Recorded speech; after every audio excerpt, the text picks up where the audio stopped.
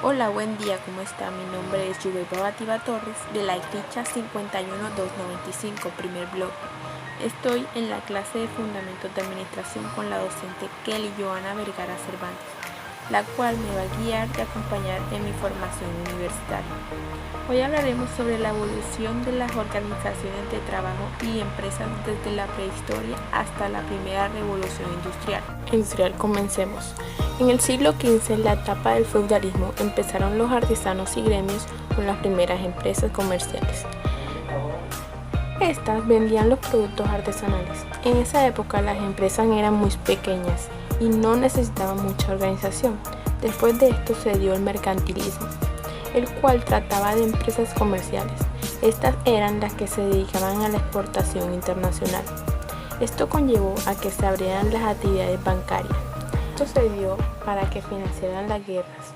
Estas eran empresas comerciales que comercializaban con territorios muy alejados de Europa y que por primera vez abrían sus puertas al mundo comercial.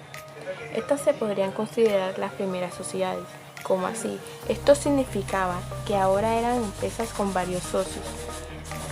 A finales del siglo XVIII y principios del siglo XX podríamos hablar de un capitalismo industrial, es decir, que gracias a la creación de la máquina de vapor empiezan a crearse las fábricas, las cuales fueron una transformación total hacia los procesos productivos, pasando de una fabricación artesanal a una mecanizada.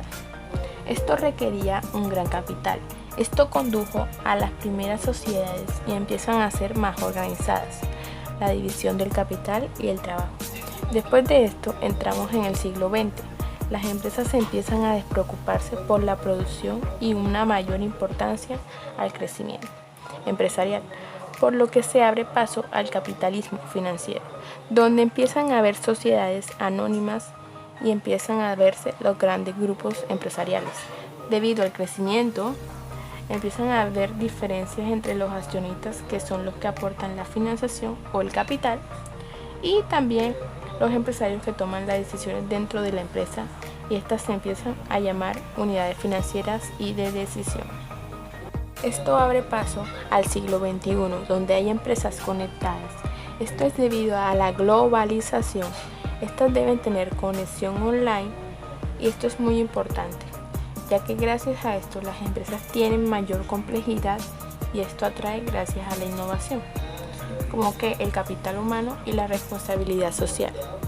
Pasando todo esto, volvemos a los tiempos de la esclavitud, donde negociaban con personas de piel oscura para que fueran sus esclavos en sus hogares, sin recibir nada a cambio, solo maltrato. Quien recibía el pago eran los dueños de los esclavos, que los ponían a trabajar sin lucro, llamándose el tiempo del comercio negro. Después de esto llegó el feudalismo, el cual es el tiempo de trabajar la tierra con siembras de arroz, trigo o pan cocer.